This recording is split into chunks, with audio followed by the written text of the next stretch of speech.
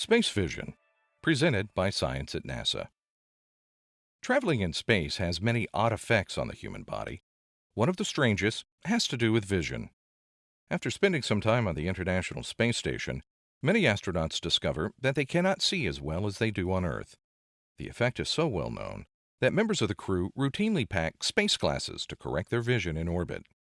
Researchers still aren't sure what causes the problem, but they would like to solve it before humans travel beyond low Earth orbit.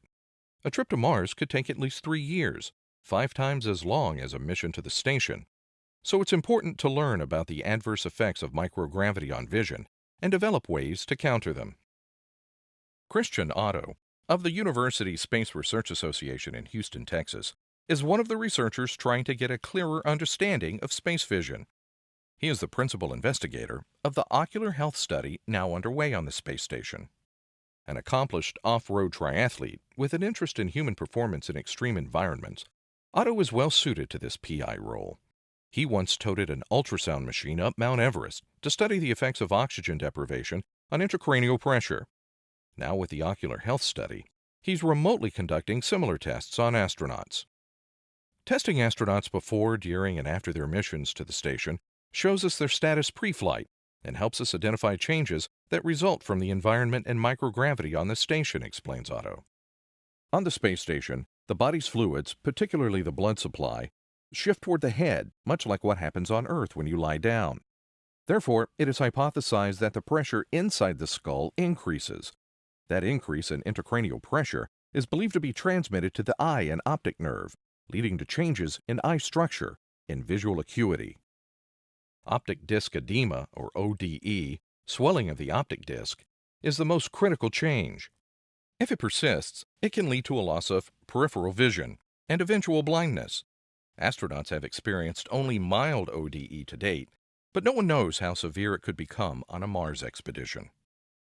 Data from this study will help researchers develop countermeasures for and reduce susceptibility to issues like ODE, says Otto. It will help us develop targeted treatments to prevent problems.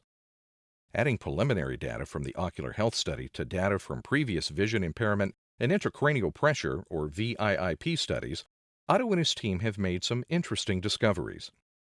Around 70% of 33 International Space Station crew person subjects have experienced mild VIIP, and we're finding that men are affected about twice as severely as women. ODE is measured on a scale of 0 to 5, with 1 being the least affected and 5 being the most.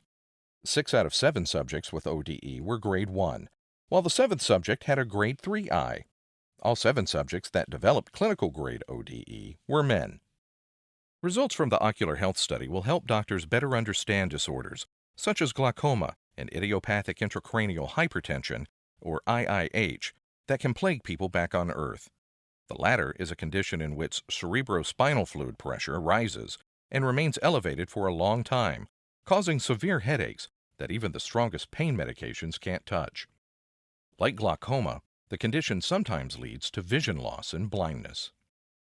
Says Otto, this study will tell us more about non-invasive measurement of intracranial pressure. The way doctors measure it now is through a spinal tap or making a burr hole in the skull and inserting an intraventricular monitor. We are pushing the envelope in several areas of terrestrial clinical medicine. NASA's ocular health study is providing new insights in neurology, neurosurgery, ophthalmology, and cardiovascular physiology. The clinical community is very excited. For more on studies on the International Space Station, go to www.nasa.gov/station. For more clear-eyed science news, stay tuned to science.nasa.gov.